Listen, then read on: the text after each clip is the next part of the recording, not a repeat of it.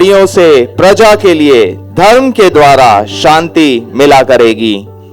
वह प्रजा के दीन लोगों का न्याय करेगा और दरिद्र लोगों को बचाएगा और अंधेर करने वालों को चूर करेगा। जब तक सूर्य और चंद्रमा बने रहेंगे तब तक लोग पीढ़ी पीढ़ी तेरा भय मानते रहेंगे। वह घास की खूंटी पर बरसने वाले मेंह और भूमि सींचने वाली झड़ियों के समान होगा। उसके दिनों में धर्मी फूले फलेंगे और जब तक चंद्रमा बना रहेगा तब तक शांति बहुत रहेगी। वह समुद्र से समुद्र तक और महानद से पृथ्वी की छोर तक प्रभुता करेगा। उसके सामने जंगल के रहने वाले घुटने टेकेंगे और उसके शत्रु मिट्टी चाटेंगे। तर्शीश और द्वीप के राजा भेंट ले आएंगे। शेबा और सबा दोनों के राजा उपहार पहुंचाएंगे। सब राजा उसको दंडवत करेंगे। जाति जाति के लोग उसके अधीन हो जाएंगे, क्योंकि वह दुहाई देने वाले दरिद्र का और दुखी और असहाय मनुष्य का उद्धार करेगा। वह कंगाल और दरिद्र पर तरस खाएगा और दरिद्रों के प्राणों को बचाएगा। वह उनके प्राणों को अंधेर और उपद्रव से छुड़ा लेगा और उनका लहू उसकी दृष्टि में अनमोल ठहरेगा। वह जीवित रहेगा और शेबा के सोने में से उसको दिया जाएगा। लोग उसके लिए नित्य प्रार्थना करेंगे और दिन भर उसको धन्य कहते रहेंगे। देशों में पहाड़ों की चोटियों पर बहुत सा अन्न होगा, जिसकी बालें लबनान के देवदारों के समान झूमेंगी और नगर के लोग घास के समान लहलहाएंगे। उसका नाम सदा सर्वदा बना रहेगा। जब तक सूर्य बना रहेगा तब तक उसका नाम नित्य नया होता रहेगा और लोग अपने को उसके कारण धन्य गिनेंगे। सारी जातियां उसको धन्य कहेंगी। धन्य है यहोवा परमेश्वर जो इज़राइल का परमेश्वर है। आश्चर्य कर्म केवल वही करता है।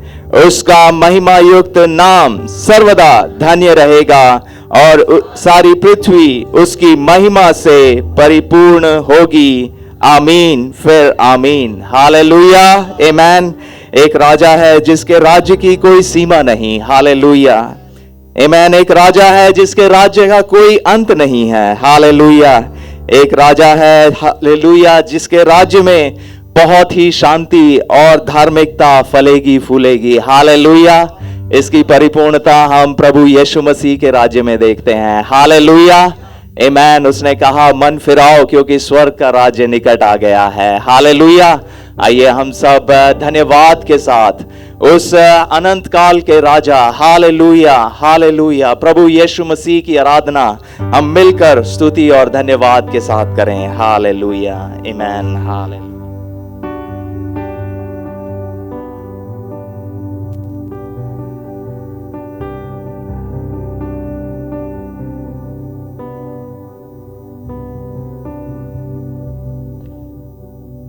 हालेलुया। धन्यवाद धन्यवाद।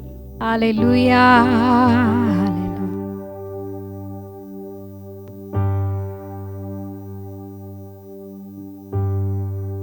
हालेलुया। हालेलुया। सब खुश हैं? आमेन। परमेश्वर के वचन में ऐसा लिखा है क्या, जब लोगों ने मुझसे कहा चलो प्रभु के भवन में चले, मैं दुखी हुआ? ऐसा नहीं लिखा। तब मैं क्या हुआ? आनंदित हुआ। आमेन। तो क्यों ना बोले हालेलुया। हालेलुया। हाँ। ये समय परमेश्वर ने हमें दिया है। इस साल जिस प्रकार लास्ट फास्टिंग प्रेयर में हमने फ्राइडे में एक चीज नोटिस किया था कि परमेश्वर हमें कुछ उपहार दिया है। उपहार है हमारा वो प्रभु जो हमें बहुमूल्य परमेश्वर जिसने हमें दिया है। तो कुछ बहुमूल्य जो चीजें हमें मिलती है हम बहुत आनंदित होते हैं, बहुत खुश होता है, अंदर पेट में बटरफ्लाई होता है ना। तो वो आनंदित के साथ जो हम आज परमेश्वर के सम्मुख में हम भेंट चढ़ाएंगे, जो गाना स्तुति आराधना अर्पण करेंगे, वो अंदर से आए। हर एक बोल, हर एक अक्षर उसका एक बहुत मतलब है, वो एक सिग्निफिकेंट मतलब है उस चीज का। तो हम परमेश्वर के सम्मुख में आए, हर एक बातों को, हर एक दुख अवस्थाओं को छोड़ते हुए बस उसके सम्मुख में कि वो हमारे इस प्रेजेंस में है। ठीक है, तो क्यों ना हम परमेश्वर को धन्यवाद दें, खुशी के साथ, आनंद के साथ ये समय को हम क्यों ना परमेश्वर को अर्पण करें। हालेलुया। हालेलुया। इस गाने के बोल के समान मैं क्या दे सकता हूं परमेश्वर के सम्मुख में, है ना? क्या दे सकता हूँ, क्या ला सकता हूँ, कहता तुझे बस शुक्रिया। क्या दे सकता हूँ, क्या ला सकता हूँ, कहता तुझे बस शुक्रिया, शुक्रिया, शुक्रिया, शुक्रिया तेरा, शुक्रिया, शुक्रिया, शुक्रिया यीशु तेरा। तुझ में ही मेरी सुबह, तुझ में ही हर शाम, तुझसे ही करता शुरू हर कोई काम। तुझ में ही मेरी सुबह, तुझ में ही हर शाम, तुझसे ही करता शुरू हर कोई काम। शुक्रिया करता हूँ मैं लेके तेरा नाम, आदर और धन्यवाद आज तेरे नाम। शुक्रिया, शुक्रिया, शुक्रिया तेरा, शुक्रिया, शुक्रिया, शुक्रिया यीशु तेरा। सारी दुनिया तेरी है, सब कुछ तूने रचाया है। सारी दुनिया तेरी है, सब कुछ तूने रचाया है। मुझको भी तूने बनाया है, तेरे जैसा किया है। क्या दे सकता हूँ, क्या ला सकता हूँ, कहता तुझे बस शुक्रिया। ओ क्या दे सकता हूँ, क्या ला सकता हूँ, कहता तुझे बस शुक्रिया, शुक्रिया, शुक्रिया, शुक्रिया तेरा, शुक्रिया, शुक्रिया, शुक्रिया यीशु तेरा।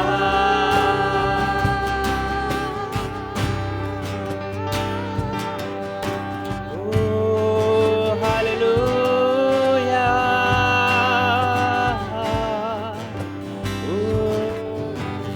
क्या दे सकता हूँ, क्या ला सकता हूँ, कहता तुझे बस शुक्रिया। ओ क्या दे सकता हूँ, क्या ला सकता हूँ, कहता तुझे बस शुक्रिया,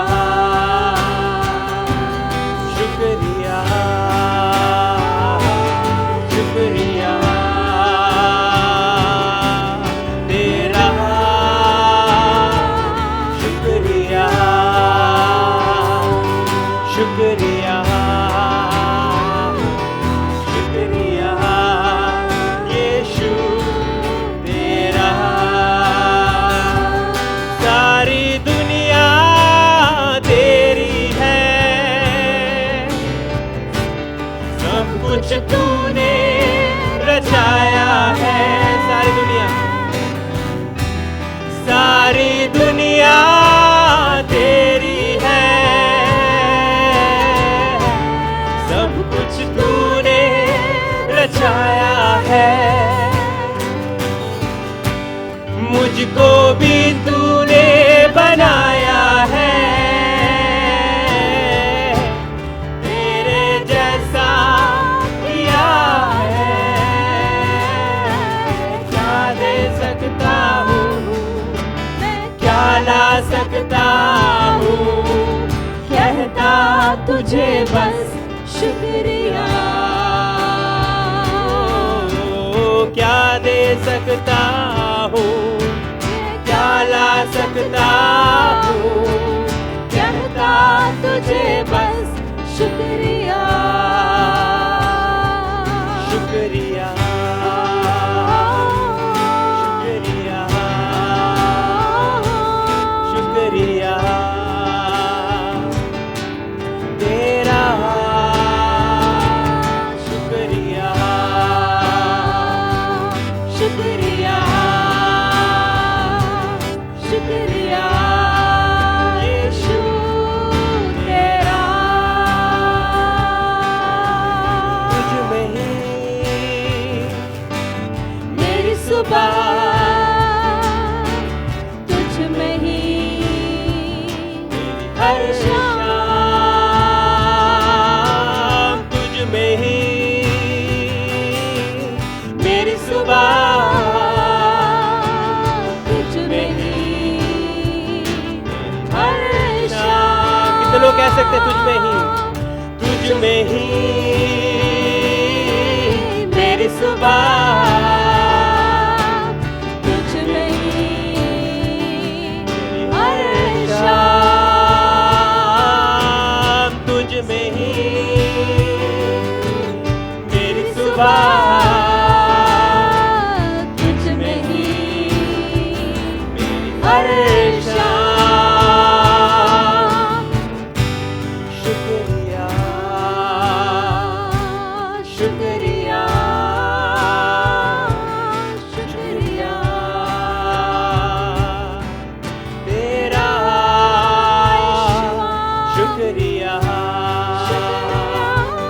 शुक्रिया शुक्रिया यीशु तेरा। शुक्रिया शुक्रिया शुक्रिया तेरा, शुक्रिया शुक्रिया शुक्रिया यीशु तेरा। हालेलुया ओ हालेलुया, शुक्रिया। क्यों ना हम परमेश्वर को ताली बजाते हुए परमेश्वर को अर्पण करें। हालेलुया, शुक्रिया परमेश्वर, हालेलुया। धन्यवाद धन्यवाद धन्यवाद, हालेलुया। शुक्रिया हर एक चीज के लिए, हर एक आगमन के लिए, हर एक बातों के लिए परमेश्वर को हम शुक्रिया देते हैं। हालेलुया। क्यों ना हम परमेश्वर को शुक्रिया के साथ परमेश्वर को हम आराधना करें इस गाने के द्वारा। ये सबको परिचित गाना है, आंखें बंद करके भी हमें ये गाना को गा सकते हैं। आज का दिन यहोवा ने बनाया है, हम इसमें आनंदित हो आनंदित। आज का दिन, आज का दिन यहोवा ने बनाया है, हम इसमें आनंदित हो आनंदित हो। आज का दिन, आज का दिन यहोवा ने बनाया है, हम इसमें आनंदित हो आनंदित हो। प्रभु को महिमा मिले, चाहे हो मेरा अपमान। प्रभु को महिमा मिले,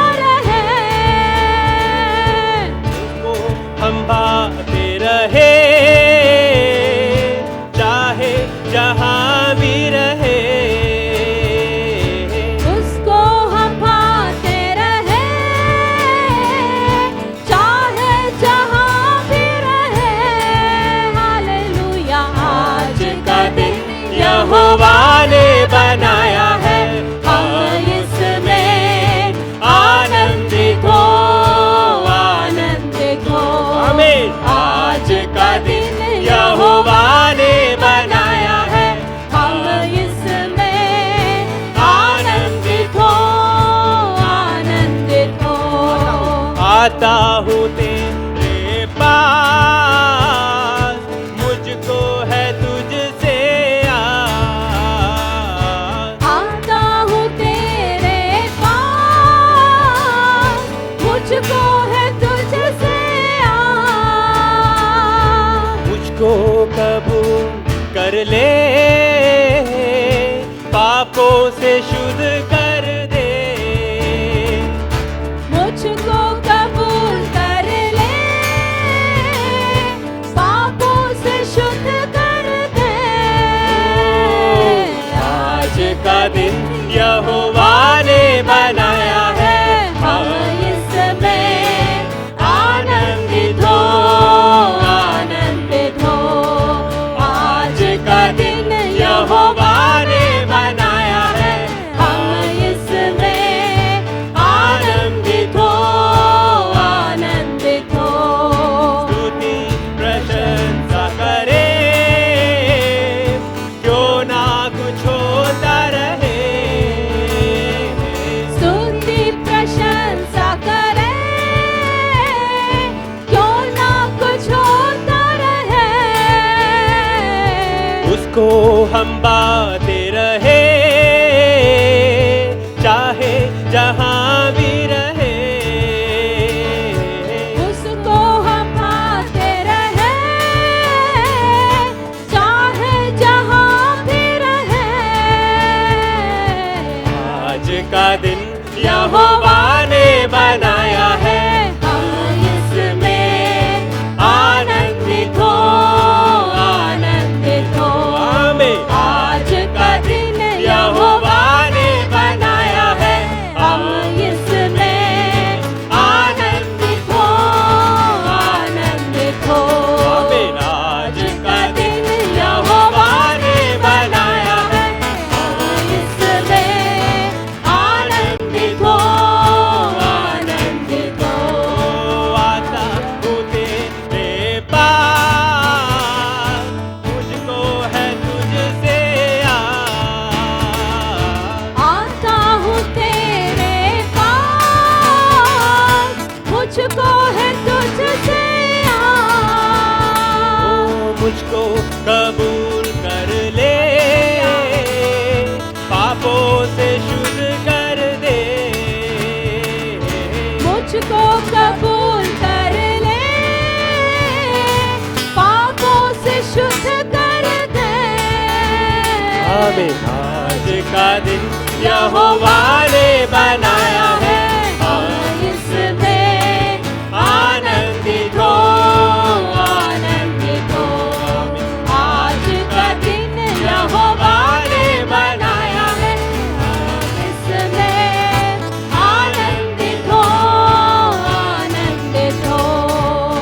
आज का दिन यहोवा ने बनाया है, हम उसमें आनंदित हो, आनंदित हो। आज का दिन यहोवा ने बनाया है, हम उसमें आनंदित हो, आनंदित हो। हालेलुया। आनंदित हो। आमीन। हालेलुया।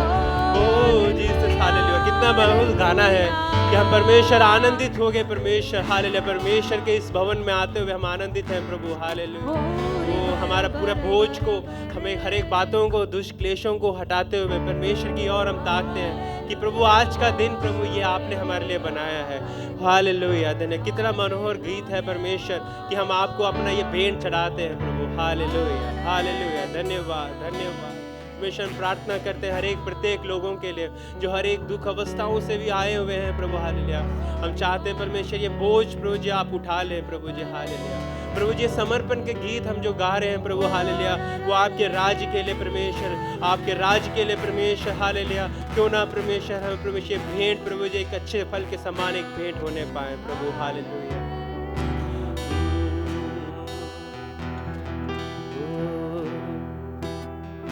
साल, जो नया साल है परमेश्वर ने जो दिया है, पिछले हर एक बातों को हम भुलाते हुए, परमेश्वर ये साल, नया साल, परमेश्वर हम चाहते हैं प्रभु आप हमें, प्रभु जी आप हमें लीड करें, प्रभु आप हमारी अगुवाई करें। हालेलुया। तू मेरा शरणस्थान,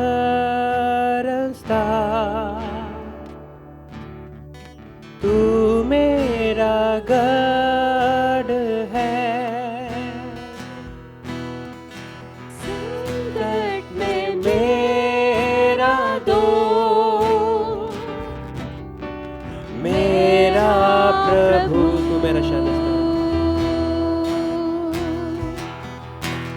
तू मेरा शरणस्थान,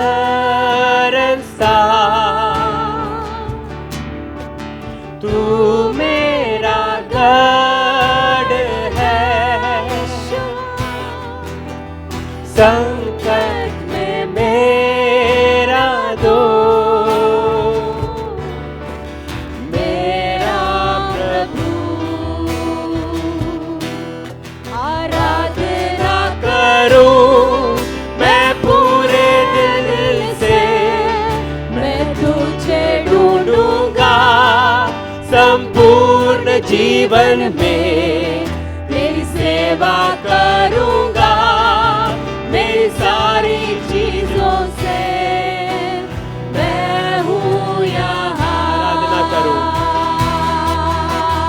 आराधना करूं मैं पूरे दिल से, मैं तुझे ढूंढूंगा संपूर्ण जीवन में, तेरी सेवा करूंगा मेरी सारी चीजों से, मैं हूँ यहाँ,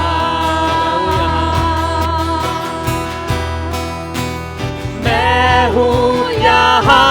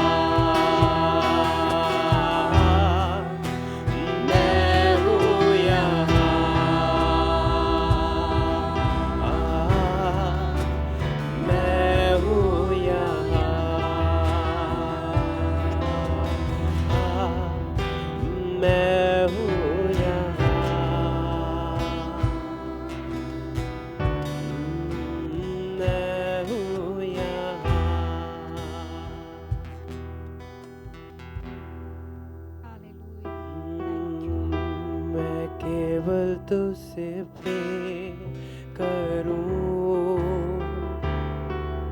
मैं केवल तुझसे प्रेम करूं, मैं केवल तुझसे प्रेम करूं और पीछे ना हटूं। एक बार कितने लोग कह सकते हैं मैं केवल तुझसे प्रेम करूं, मैं केवल तुझसे प्रेम करूं, मैं केवल तुझसे प्रेम करूं, मैं केवल तुझसे प्रेम करूं और पीछे ना हटूं। तेरे ही मार्ग पर चलूं, तेरी ही महिमा मैं गाऊं, तेरे ही आगे मैं झुकूं और पीछे ना हटूं। तेरे ही मार्ग पर चलूं, तेरी ही महिमा मैं गाऊं, तेरे ही आगे मैं झुकूं और पीछे ना हटूं, और पीछे ना हटूं,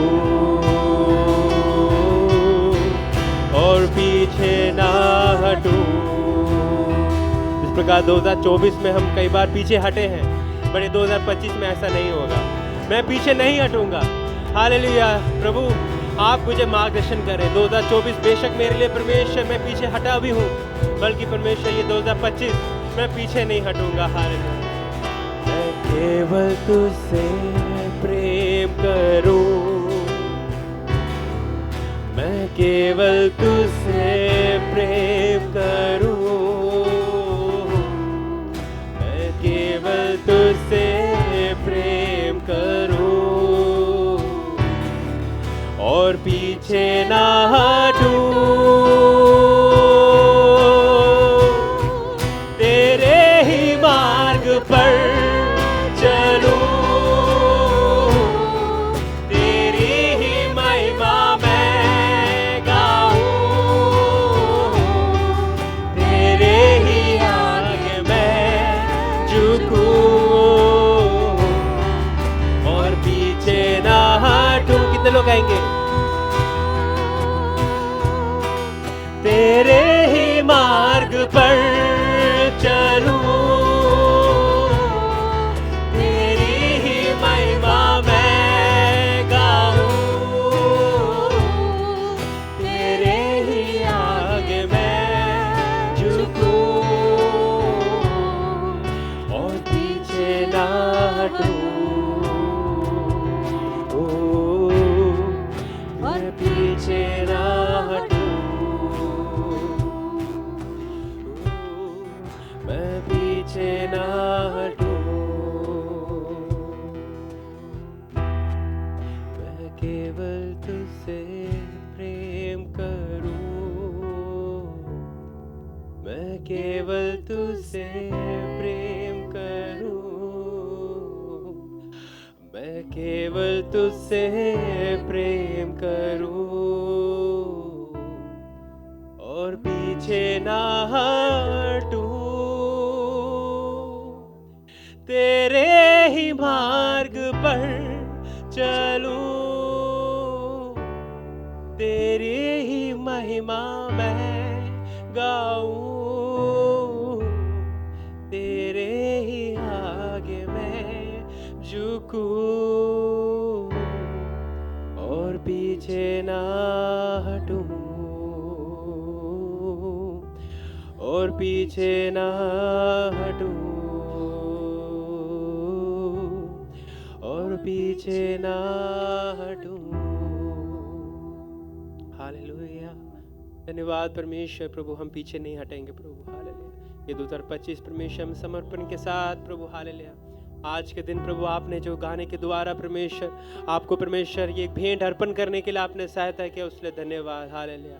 क्यों ना परमेश्वर को हम प्रभु जी तालियों के साथ परमेश्वर को आराधना के साथ, हालेलुया। प्रभु हमारे बीच में है प्रभु, हालेलुया। आप हमारे दुख और क्लेशों को जानते हैं प्रभु, हालेलुया। जो दुख क्लेश के साथ मन में आए हैं प्रभु जी, उस बोझ को परमेश्वर हम आपके ऊपर प्रभु जी समर्पण करते हुए प्रभु, हालेलुया। आप हमें प्रभु जी प्रभु हल्का बनाएं प्रभु, हालेलुया। प्रभु जी मैं कई बार पीछे हटा हूँ प्रभु अपने रास्तों से परमेश्वर, कई बार परमेश्वर इस सामाजिक बोझों से परमेश्वर में हट गया था प्रभु, हालेलुया। बट अब नहीं परमेश्वर, क्योंकि आपका आगमन, आपका समय निकट है प्रभु जी, हालेलुया, हालेलुया। धन्यवाद धन्यवाद धन्यवाद प्रभु यीशु मसीह के नाम से मानते हैं परमेश्वर, आमीन।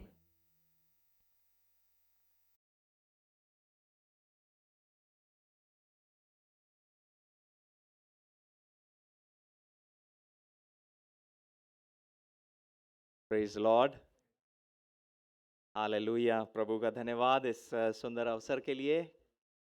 आप अपने साथ बैठे भाई या बहन को कह सकते हैं प्रभु यीशु मसीह की ओर से नया साल बहुत आशीषित रहे आपका। आमीन।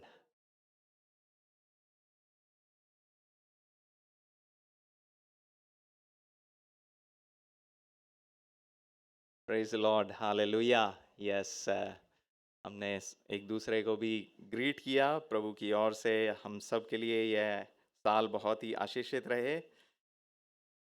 और एक सवाल पूछना था, हम गाना गा रहे थे, आज का दिन यहोवा ने बनाया है और हम इसमें क्या होंगे? यस, वो शक्ल से भी नजर आ जाता है, हालेलुया, आमीन। हम उसमें आनंदित होंगे। हाँ, ये कौन से भजन में लिखा हुआ है?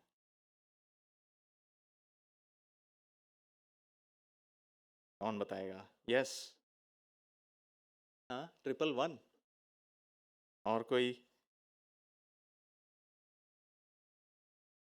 हाँ, नंबर, कोई नंबर? आज का दिन यहोवा ने बनाया, हम इसमें आनंदित और मगन होंगे। 118, भजन 118। ऐसे कहते हैं ये बाइबल को आधा इधर कर दोगे तो भजन 118 खुल जाएगा। यानी कि बाइबल के बिल्कुल बीच में है ये वाला वचन। 118 का 24। यस, बड़ा प्रमुख मिल गया आपको। आज वह दिन है जो यहोवा ने बनाया है, हम इसमें मगन और आनंदित हों, है ना, हालेलुया। मेरे को ये नज़ारा जो है, ये यरूशलेम का एक नज़ारा है, जहाँ पे यरूशलेम में बहुत ही आनंद और मगन हो गया था एक दिन, जब लोग जो है होसाना, जो प्रभु के नाम से आता है उसकी जय हो, ऐसे करके वो सारे क्या खुशी मना रहे थे, बहुत आनंदित हो रहे थे। क्या आप कल्पना कर सकते हैं कि आप भी उस भीड़ का हिस्सा हैं? अगर आप उस भीड़ का हिस्सा होते हैं जहाँ पे प्रभु यीशु मसीह उस गधे के बच्चे के ऊपर बैठ के जा रहे होते, तो आपकी क्या प्रतिक्रिया होती? लोग बाग तो अपने जैकेट वैकेट उतार के सड़क पे बिछा रहे थे, है ना? आप अपने जैकेट बिछा देते प्रभु यीशु मसीह के लिए, हैं? या बहुत महंगे हैं? उस टाइम भी लोगों के बहुत महंगे थे, लेकिन उन्होंने बिछा दिए वो, है ना, अपनी महंगी महंगी चीज़ें उन्होंने प्रभु के चरणों में बिछा दी, हालेलुया, आमीन। तो ये मैं क्यों कह रहा हूँ कि ये वाला संदर्भ है, क्योंकि 22, इससे जस्ट 2 आयत पहले है, 22 और 23।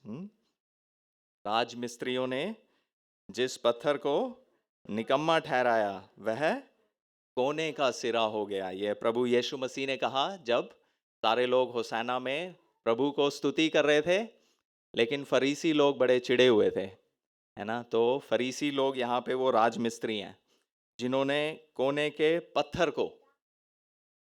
पत्थर को क्या क्या ठहराया है? निकम्मा ठहराया है। लेकिन परमेश्वर ने क्या किया है? उसको कोने का सिरा कर दिया। यानी कि यीशु मसीह जो है आपके बुनियाद है ना, कोने का पत्थर या वो बुनियाद है जिसके ऊपर मेरा जीवन निर्माण किया गया है, हालेलुया। वो सब बातों में प्रधान है, सब बातों का फाउंडेशन, सब बातों की नींव है, हालेलुया। वही हम उपवास प्रार्थना के समय पढ़ रहे हैं कि मसीह जो है सब बातों में प्रथम है या प्रधान है, हालेलुया। प्रभु करे कि इस नए साल में ऐसे ही मसीह यीशु हमारे जीवन की बुनियाद करके हालेलुया, हम अपने जीवन का निर्माण करें, आमेन। हालेलुया, वो फिर वास्तव में एक बड़ा ये प्रभु की ओर से हुआ है और हम इसमें ये हमारी दृष्टि में अद्भुत होगा और हम जो है आनंदित और मगन होंगे। Hallelujah, praise Lord, hallelujah. प्रभु के नाम में सभी भाई बहनों का स्वागत। कोई भी ऐसा है जो पहली बार आज आराधना सभा में आए हैं? ऐसा कोई है हमारे बीच में? नहीं, ऐसा कोई नहीं है। हालेलुया। और बच्चों का संडे स्कूल अगले हफ्ते से शुरू होगा, तो इस संडे भी आपको यहीं पे बैठना होगा, हैं। अगले संडे जो बच्चे हैं जिनका संडे स्कूल है वो 19 जनवरी से शुरू हो जाएगा। यस, तो आप बच्चों को ज़रूर लेके आएँ संडे स्कूल के लिए। कोई भी भाई बहन अगर संक्षिप्त में गवाही देना चाहते हैं प्रभु की महिमा के लिए तो ये समय ले सकते हैं।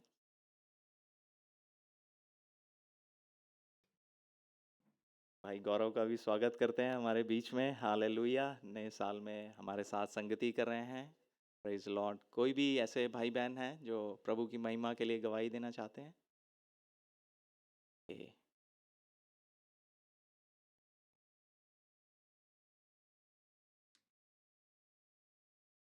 प्रभु का महिमा हो। मैं इस हिंदी सर्विस में आने लगा, एक्चुअली हिंदी मेरा थोड़ा सा बढ़ाने के लिए,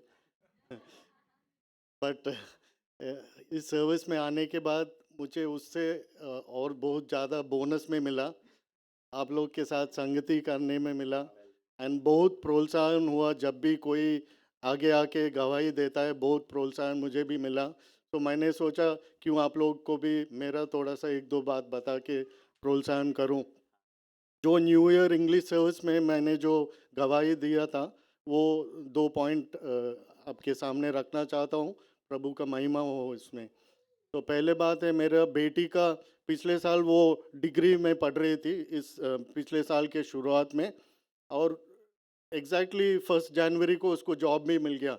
6 महीने बचा था पढ़ने में और जॉब मिल गया। वो पार्ट टाइम पढ़ती थी, पार्ट टाइम जॉब करती थी, और जून में वो फुल टाइम में ज्वाइन कर दिया। आज के दिन में कई लोग को पढ़ने के बाद रुकना पड़ता है, उसको बिल्कुल रुकना नहीं पड़ा, पहले ही मिल गया। मेरा दूसरा गवाही है, मैं सपोज़ आप लोग को पूछूं किसी ने ब्लड डोनेशन किया है तो कुछ लोग हाथ उठाएंगे। अगर पूछूंगा किसी को उसमें डर है तो भी कुछ लोग ज़रूर हाथ उठाएंगे ना। तो मेरा ये गवाही है, 2018 से 2023 इज व्हाट 23 तक मेरे शरीर से 33 टाइम्स, 33 इज व्हाट 33 बार मेरे शरीर से खून निकाला गया है, 33 बार। तो ये क्यों हुआ? अगर शरीर में कोई अंग बढ़ने लगता है, वो क्या होता है हमें सब मालूम है, सबको मालूम है। वैसे ही कुछ हो रहा था मेरे शरीर में, ठीक है। तो एम्स में मेरा ट्रीटमेंट होता है, एंड एक बायोप्सी हुआ था 2018 में, दूसरा बायोप्सी हुआ 2023 23 2023 में दूसरा बायोप्सी हुआ सितंबर 2023 में। और जो डॉक्टर लोग उसको जांच कर रहे थे, उसने बोला ये तो एकदम बिल्कुल बोन मैरो नॉर्मल है, बिल्कुल नॉर्मल है, इस पेशेंट का वो मीन्स प्रूफ है ही नहीं। तो डॉक्टर ने बोला आपको अभी और हम खून नहीं निकालेंगे जब तक बहुत ज़्यादा ना बढ़ जाए। नॉर्मल लोग का एक लेवल होता है, और कुछ लोग को एथलीट्स और जो स्मोक करते हैं, जो पहाड़ में रहते हैं, इन लोग को थोड़ा सा बढ़ के रहता है, उससे भी बहुत ज़्यादा बढ़ने तक हम आपको कुछ नहीं निकालेंगे। तो मेरा ये गवाही है कि पिछले 1.5 साल में मैं इस एक्चुअली इस चर्च में आने के बाद 1.5 साल में एक बार भी निकालना नहीं पड़ा। जो 33 टाइम्स पहले निकाला, एक बार भी नहीं निकाला पड़ा। और मेरे इसमें क्या गवाही मैं कहना चाहता हूँ, जब से ये चीज़ मुझे दिखा था, मैंने प्रभु को ये प्रार्थना किया, ज़्यादा चिंतित नहीं था, क्योंकि मैं प्रभु का संतान बन गया था जब यीशु मेरे हृदय में मैंने स्वीकार किया था, ठीक है, करेक्ट। तो मैं बोला प्रभु मैं आपका संतान हूँ, ठीक है। मुझे 2 चीज़ इसमें से याद आता है कि अगर मैं आपके संतान हूँ, जो मेरे को होगा आपके चित्त के बिना कुछ नहीं होगा। First thing. Second thing is, अगर मैं आपके संतान हूँ तो ये चीज़ जो मेरे शरीर में जो रक्त है, जो लहू है, वो आपका ही है। जो आपका लहू है वो ठीक होना चाहिए, तो मैं इसमें चिंतित नहीं रहूँगा। मैं थोड़ा सा फिक्र ज़रूर करूँगा क्योंकि मैं मनुष्य हूँ, एंड मैं बहुत ज़्यादा प्रार्थना भी नहीं किया हूँ। कुछ लीडर्स लोग को ये चीज़ बताया है, और यही कारण था एक्चुअली मेरा इस चर्च में आने के लिए भी। मैं द्वारका जाता था, उस पास को पसंद नहीं आया जब मैं बोला मुझे बहुत थकान हो जाता है इतना दूर आने में, मैं नहीं आऊँगा। पर इस कारण की वजह से इधर आया, और अभी वो कारण भी हट गया। प्रभु को महिमा हो। Praise the Lord, hallelujah. Amen, hallelujah. प्रभु हमें छुटकारा देने वाले और प्रोत्साहन देने वाले परमेश्वर हैं। हालेलुया। प्रभु का धन्यवाद प्रोत्साहन देने वाली गवाहियों के लिए। हालेलुया। प्रभु के छुटकारों के लिए हम सारे मिलकर प्रभु को धन्यवाद दे सकते हैं। हालेलुया। प्रभु का धन्यवाद। हालेलुया।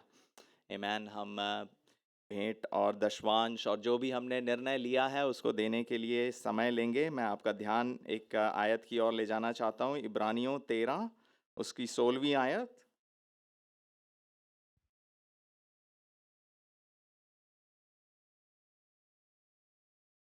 पंद्रहवीं आयत कहती है कि हम जो आराधना और स्तुति रूपी बलिदान करते हैं वो भी प्रभु को भाता है। और 16वीं आयत इस रीति से कहती है कि भलाई करना और उदारता दिखाना ना भूलो, क्योंकि परमेश्वर ऐसे बलिदानों से प्रसन्न होता है। हालेलुया। प्रभु करे कि इस साल कलीसिया को हमें प्रभु जो है भलाई करने में और उदारता दिखाने में, हालेलुया, जब हम भेंट दशवांश या सहायता के लिए कुछ भी अपना हाथ बढ़ाते हैं, प्रभु करे कि हम ऐसे उदारता दिखाने में और भी अधिक बढ़ें। क्या आप बढ़ना चाहते हैं इसमें इस साल? हालेलुया। Praise Lord. प्रभु हमारी सहायता करे, क्योंकि परमेश्वर ऐसे बलिदानों से प्रसन्न होता है। हालेलुया। अशर्स हमारे को सहायता करेंगे जो आपने निर्णय किया है। कोई दबाव नहीं है, कोई ज़बरदस्ती नहीं है, बिल्कुल फ्री विल ऑफरिंग, स्वेच्छा से जो प्रभु ने आपको आनंदित और जो हृदय में जो आनंद दिया है उससे आप दे रहे हैं। और गीतों में भाई हमारी सहायता करेंगे। हालेलुया।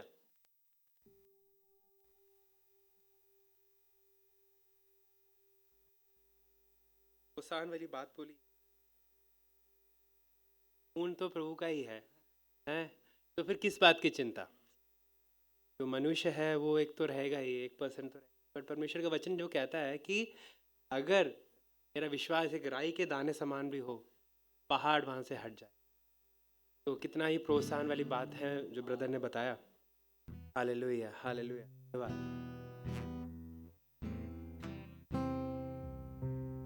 क्यों ना परमेश्वर को हम भेंट चढ़ाए। विश्वास योग्य परमेश्वर है तू, देखा है मैंने अपने जीवन में। दुनिया बदलती है, तू ना बदलता। बंद आँखों से भी मैं करता भरोसा, इंसानों से तू वफादार। सुनता दिल की हर एक पुकार, बेहाली से रखता तू ध्यान। हालातों से तू शक्तिमान, तू मिली रिहाई। दम तोड़े हर कठिनाई, संग चले जैसे परछाई। जीते तू मेरी लड़ाई, जब तू मिला मिली रिहाई। दम तोड़े और कठिनाई, संग चले जैसे परछाई। जीते तू मेरी लड़ाई। रोशनी बन के जीवन में आया, मेरी गुलामी से मुझको छुड़ाया। तोड़ा हर बंधन बेटा बनाया, अपना हर वादा तूने निभाया इंसानों से तू वफादार, सुनता दिल की हर एक पुकार, बेहाली में रखता तू ध्यान, हालातों से तू शक्तिमान, जब तू मिला मिली रिहाई, दम तोड़े हर कठिनाई, संग चले जैसे परछाई, जीते तू मेरी लड़ाई, जब तू मिला मिली रिहाई, दम तोड़े हर कठिनाई, संग चले जैसे परछाई, जीते तू मेरी लड़ाई। हालेलुया।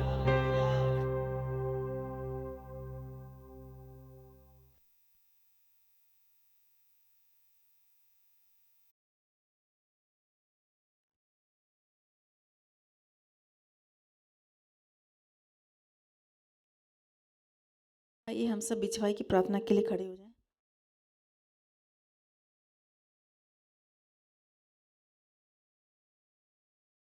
भजन संहिता 71 का 1। हे यहोवा, मैं तेरा शरणागत हूँ, मेरी आशा कभी टूटने न पाए। हालेलुया। धन्यवाद धन्यवाद धन्यवाद पिता परमेश्वर, हम आपका धन्यवाद करते हैं सुंदर समय के लिए जो आपने हमें दिया प्रभु जी। हालेलुया प्रभु जी, इस पहले महीने में ही प्रभु जी, हालेलुया प्रभु जी, हाल कई दिन गुजरे पर आपकी उपस्थिति में हमें आपने सुरक्षित रखा प्रभु जी। आपकी करुणा दया हमें पिछले हफ्ते पूरे हमें संभाला, उसके लिए आपको धन्यवाद करते हैं प्रभु जी।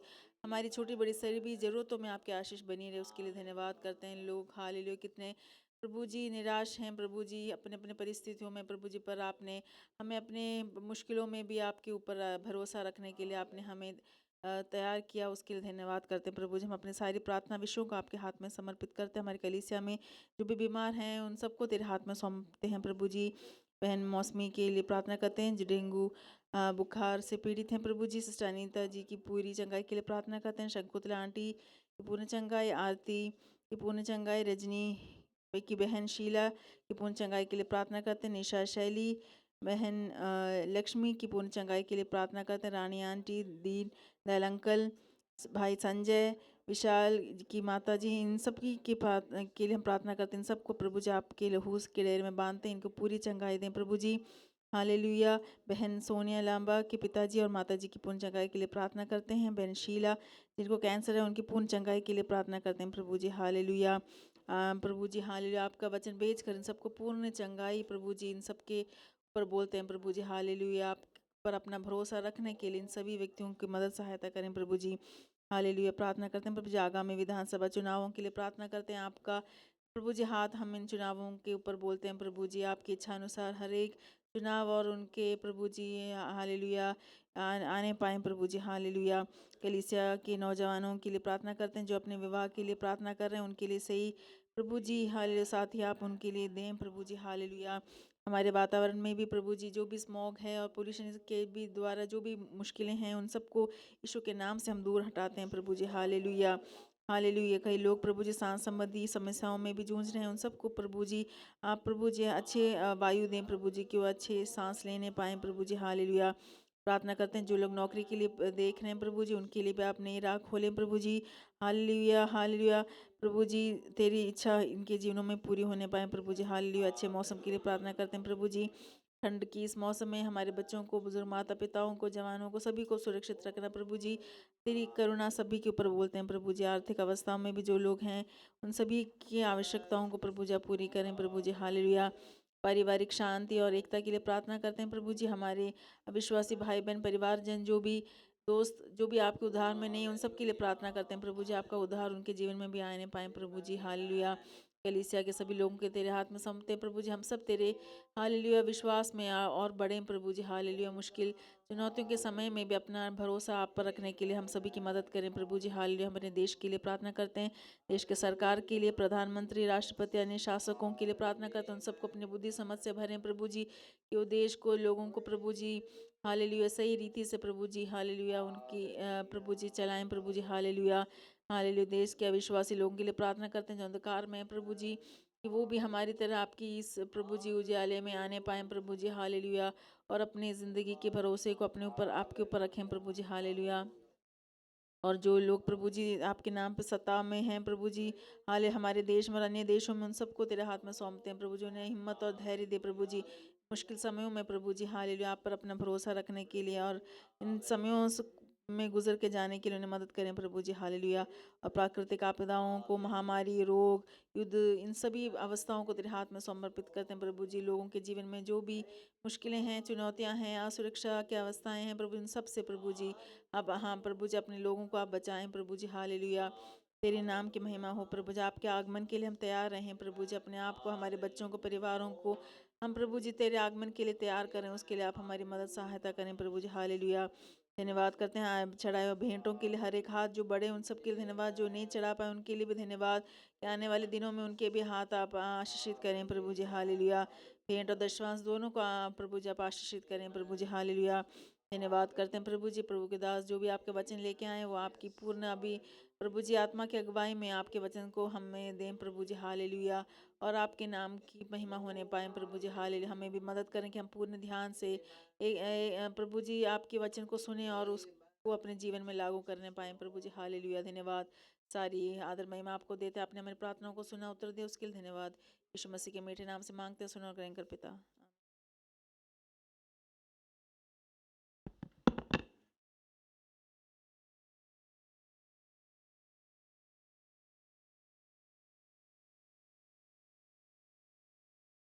तो जय मसीह की।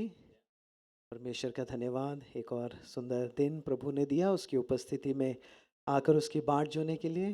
खासकर ठंड जो है बहुत ज़्यादा बढ़ गई है। ठंड कैसा लग रहा है आपको? अच्छा लग रहा है। Very good. अच्छा लगना चाहिए। कुछ 2-3 दिन पहले मैं देख रहा था कोहरा भी बहुत ज़्यादा हो गया है और ठंड भी है। मगर आप सबका धन्यवाद कि आप सब लोग सुबह उठ के आ पाए। खासकर जो है आप में से कई लोग बहुत दूर से आ रहे हैं, मेट्रो पकड़ के आ रहे हैं, बाइक में आ रहे हैं, ऑटो में आ रहे हैं। तो इसलिए प्रभु का बहुत बहुत धन्यवाद कि आप सब लोगों ने समय लिया आने के लिए। इसलिए परमेश्वर का धन्यवाद हो। कलीसिया को जो है हर एक भाई बहनों को आप निरंतर प्रार्थना में याद रखें। कुछ भाई बहन बीमार हैं, अभी भी बीमार हैं। कुछ लोग ट्रैवल भी कर रहे हैं कि वो जो है जल्द जो है शामिल हो सके। पिछले दिनों में हमने एक छोटा सा एक कार्ड दिया था वायदे का वचन बोल के यशायाह 43 का 18 और 19। अगर आप में से किसी को ये नहीं मिला है तो आप जो है ले सकते हैं आराधना के बाद। महिमा या मैं हम में से किसी से आप ले सकते हैं। और वो वचन क्या था आपको याद है? अब बीती हुई घटनाओं का स्मरण मत करो, ना प्राचीन काल की बातों पर मन लगाओ। देखो मैं एक नई बात करता हूँ, वो अभी प्रकट होगी, क्या तुम उससे अनजान रहोगे? मैं जंगल में एक मार्ग बनाऊंगा और निर्जल देश में नदियाँ बहाऊंगा। और मैं देख रहा हूँ ये वचन ऑलरेडी आप में से कुछ लोगों के जीवन में पूरा होना शुरू हो गया है। आमीन। प्रभु ने कुछ नई शुरुआतों को किया है। यस, नए आशीषों को भी दिया है ना। आप में से कुछ लोग गवाही देंगे आने वाले दिनों में, मुझे पता है। परमेश्वर ने कुछ नई आशीषों को भी दिया है, इसलिए प्रभु का बहुत बहुत धन्यवाद। तो ये नया साल 2025 जो है, जैसे भाई बिबिन भी आराधना के द्वारा गा रहे थे कि पीछे नहीं हटना है बल्कि हमें आगे बढ़ना है, आगे बढ़ना है। पीछे हटाने वाली या पीछे पकड़ के रखने वाली हर एक बातों को हमें दूर करके एक नए सिरे से, एक नई तैयारी के साथ, एक नए आनंद के साथ हमें 2025 में क्या है आगे बढ़ना है। और परमेश्वर क्या है अनेक कार्यों को वो ज़रूर करेगा। Yes, praise God. तो यही केवल वायदे का वचन नहीं है, बाइबल में हर एक वचन जो है हमारे लिए वायदे का वचन है। हर एक वचन जो है परमेश्वर हमसे बात करता है, हमें बलवंत करता है, प्रोत्साहित करता है। आमीन। कुछ सूचनाएं मैं आपको देना चाहता हूं। जैसे आप सबको पता है हमारी उपवास प्रार्थना चल रही है। कितने लोगों को नहीं पता है उपवास प्रार्थना है करके? आप सबको पता है। यस। तो मैं आप सबसे अनुरोध करूंगा, मेरा एक हम्बल रिक्वेस्ट है कि आप सब लोग कृपया करके ज़रूर इस उपवास प्रार्थना में शामिल हुए। और खासकर जो है इन दिनों में जो वचनों को हम सीख रहे हैं वो आपके जीवन के लिए एक आशीष का कारण होगा। जैसे जोशुआ भाई ने बताया, हम सीख रहे हैं मसीह जो है सब चीज़ों में प्रथम है, परम प्रधान है, पहला स्थान है मसीह का। तो उसके विषय में कई चीज़ों को हम वचन से सीख रहे हैं, मनन कर रहे हैं, अध्ययन कर रहे हैं। तो अगर आप नहीं आ पा रहे हैं तो मेरा अनुरोध है आप प्लीज़ जूम के द्वारा ज़रूर जुड़ें। जूम में थोड़ा बहुत चैलेंज होता है सुनने में, मगर आप फिर भी कोशिश कर सकते हैं। और जो लोग आ सकते हैं ज़रूर आए, और ये आपके लिए बहुत ही एक आशीष का कारण होगा। मसीह के बारे में हम कई विषयों को सीख रहे हैं। तो ये आने वाला ये पूरा हफ्ता रहेगा, और खासकर 18 जनवरी ये शनिवार है। शनिवार को सुबह 10 से लेकर रात के 8 बजे तक केवल आराधना और प्रार्थना रहेगी। केवल आराधना और प्रार्थना, बीच में वचन भी होंगे, मगर आराधना और प्रार्थना का समय रहेगा। तो आप सब लोग अगर छुट्टी ले रहे हैं, लेना चाहते हैं, तो आप लेके आ सकते हैं उसके लिए। हमारा यूथ कैंप जो है आने वाले दिनों में है, जैसे पिछले दिनों में बताया, फरवरी 13 से 25 है ना, फरवरी का महीना 13 से 25 गुड़गांव में एक कालेब इंस्टीट्यूट है, वहाँ रखे हैं। तो जिनका भी उम्र 15 से 35 है और उससे भी ज़्यादा भी है तो कोई दिक्कत नहीं है। अगर आप आना चाहते हैं आप ज़रूर आ सकते हैं। पिछले संडे को मेरे को सुजीत अंकल ने बोला मैं आना चाहता हूँ कैंप में तो अंकल कह रहे हैं मैं आऊँगा कैंप अटेंड करने के लिए। तो मैं आपको भी प्रोत्साहित करना चाहता हूँ, जो भी जन आना चाहते हैं इसमें ज़रूर आएँ, ये आशीष का कारण होगा। रेजिडेंशियल कैंप है, आप नाम दे सकते हैं मुझे या जोशुआ भाई को और रजिस्टर कर सकते हैं। फीस डिटेल्स और बाकी चीज़ें हम आपको बाद में बताएंगे। उसमें भी अगर आपको दिक्कत है आप हमें बता सकते हैं, अप्रोच कर सकते हैं। हमारा वार्षिक कंबाइन सर्विस जो है, हमारी सारी कलीसियाओं का कंबाइन सर्विस जो है वो 2 मार्च को होने वाला है। वो इसमें अनाउंसमेंट में नहीं है, वो आने वाले दिनों में हम बताएंगे, मगर आप ये डेट को ध्यान रख सकते हैं। 2 मार्च संडे है। यहाँ से हम दूसरी जगह जाएंगे, गुड़गांव जाएंगे। हमारी बाकी कलीसियाँ भी आएंगी, हर साल जो होता है वैसे ही हमारा साल का वार्षिक जो है कंबाइन सर्विस होगा। सारे 7-8 कलीसियाँ जितने भी हैं हमारे ब्रांच, वो सारे आएंगे और हम प्रभु की आराधना और महिमा करेंगे। आप सबको पता है दिल्ली का इलेक्शन शुरू हो गया है, होने वाला है, हुआ नहीं है फरवरी 5 को है दिल्ली का इलेक्शन का, डेट्स आ गए हैं और 8 तारीख को रिजल्ट है। तो मैं आपसे अनुरोध करूंगा आप प्लीज़ अपना नाम जो है वोटर लिस्ट में आप ज़रूर चेक करें। तो उसका एक पीपीटी भी है, एक साइट भी है, या आप प्रोजेक्ट कर सकते हैं, उसका एक साइट भी है, या वोटर्स आईडी करके एक साइट है, और आप गूगल सर्च करेंगे तो आ जाएगा, इलेक्शंस करके हैं। वहाँ पर आप है ना देख सकते हैं क्या आपका नाम लिस्ट में है या नहीं, क्योंकि कई नाम जो है आजकल लिस्ट में नहीं है और हटाए भी जा रहे हैं, ऐसे भी सुनने को आ रहा है, पता नहीं कितना सच है, मगर आप अपना नाम जो है ज़रूर जो है लिस्ट में एक बार देख लें ताकि आप वोट जो है कर सकते हैं। तो ये आप ध्यान रख सकते हैं, क्योंकि हमें प्रार्थना ही नहीं करना है बल्कि हमारा उत्तरदायित्व है कि हमें वोट भी देना है, ताकि परमेश्वर की इच्छा अनुसार एक सही जो अगुवा है, लीडर है, हमारे इस दिल्ली प्रदेश के लिए चुना जाए। तो voters.eci पीछे कर सकते हैं, voters.eci.gov.in ये है गूगल वो वेबसाइट। और उसके बाद आप देख सकते हैं, आप वहाँ जब जाएंगे आपको नीचे ऐसा दिखाई देगा मतदाता सूची खोजे, उधर क्लिक करेंगे तो आपको अपना वोटर आई कार्ड नंबर डालना है और या नेक्स्ट दिखा सकते हैं, डालना है और उसमें आपका डिटेल्स आ जाएगा। तो आप ये ज़रूर करें, इसलिए मेरा सबसे अनुरोध है कि हम जो है एक अच्छे नागरिक होने के नाते अपने वोट का भी जो है हम इस्तेमाल करें। आमीन। पिछले दिनों में हम परमेश्वर के वचन से हम सीख रहे थे, और आप सबको पता है हम किसके बारे में मनन कर रहे थे? आत्मिक भोजन, परमेश्वर का वचन। और खासकर हम देख रहे थे कि हमें बाइबल क्यों पढ़ना चाहिए। मैं आप सबसे अनुरोध करूंगा 2025 में जो है आप अपने जीवन को जो है, अपने जीवन के फाउंडेशंस को जो है मजबूत करें। आत्मिक जीवन के फाउंडेशंस अगर हमें मजबूत करने हैं तो हमें सबसे पहला स्थान या प्राथमिकता कहाँ किसको देना है? वचन पढ़ने के लिए, बाइबल पढ़ने के लिए हमें पहला स्थान देना चाहिए। तो हमें बाइबल जो है क्यों पढ़ना चाहिए, हमने कुछ कारणों को पिछले हफ्तों में देखा था, आज भी हम देखेंगे, आने वाले दिनों में भी जो है हम इन्हीं बातों को हम देखेंगे। तो हमें बाइबल पढ़ना क्यों चाहिए? तो पहला कारण क्या था, पिछले हफ्ते हमने देखा, इसके लेखक के कारण। बाइबल का लेखक कौन है? परमेश्वर, स्वयं परमेश्वर है। और परमेश्वर ने एक बहुत ही सुंदर पुस्तक लिखी है, उसका नाम क्या है? बाइबल। और इसलिए हमें क्या करना चाहिए, इस वचन को जो है हमें पढ़ने के लिए समय लेना चाहिए, पढ़ने के लिए समय लेना है। देखिए, आपके जीवन में तभी बदलाहट होगा, विश्वास में आप तभी बढ़ोगे जब आप इस वचन को पढ़ने के लिए आप समय लोगे। पढ़ने के लिए बहुत समय लेना जरूरी है। देखिए, केवल यूट्यूब में कुछ वीडियोस, प्रचार के वचन वीडियो सुन के किसी प्रचारक के, या व्हाट्सएप स्टेटस में 4 वचनों को लगाने से जीवन बदलने नहीं वाला है। हमें क्या करना है, इस वचन के साथ व्यक्तिगत समय लेना है। व्यक्तिगत समय जब हम लेंगे, इन वचनों को जब हम पढ़ेंगे, समझेंगे, मनन करेंगे, परमेश्वर जो है हमसे इन वचनों से क्या करता है, हमसे बात करता है। तो बाइबल पढ़ने का मुख्य कारण क्या है कि हम चाहते हैं कि परमेश्वर हमसे बात करे, हम परमेश्वर से सुनना चाहते हैं। जब हम परमेश्वर से सुनेंगे, वो हमारे लिए क्या आत्मिक भोजन है, जिसके वजह से हम तृप्त होकर, बलवंत होकर हम आगे बढ़ सकते हैं। तो प्रभु का वचन पढ़ने के लिए हमें समय लेना है। एक अनुशासन या एक टाइम नियुक्त करें, एक समय को ले, दिन में एक समय ले, एक अनुशासन बनाए वचन पढ़ने के लिए, वचन के साथ समय लेने के लिए। तो जो भाई बहन नहीं पढ़ सकते हैं, वो क्या कर सकते हैं, आपके पास फोन है, आप ऑडियो बाइबल, आप जो है ऑनलाइन जाकर, प्ले स्टोर में जाकर आप बाइबल डाउनलोड कर सकते हैं। उसको आप क्लिक करेंगे तो क्या आपकी भाषा में जो है आप क्या है, बाइबल को सुन सकते हैं और वचनों को समझ सकते हैं। दूसरा क्या कारण था, हमने देखा कि बाइबल हमें क्यों पढ़ना चाहिए, क्योंकि बाइबल ही जीवन के 3 सबसे महत्वपूर्ण सवालों का जवाब देती है।